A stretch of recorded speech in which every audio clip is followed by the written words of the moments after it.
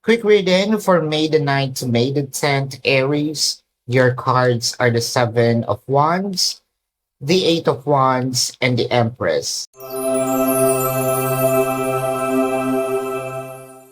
Magsimula muna tayo sa singles kasi nakakakita tayo dito more on a single reading, very dominant, na parang merong gustong lumapit, gustong mag-approach na meron siyang nararamdaman sa'yo, merong nagagandahan and truly adores you, no?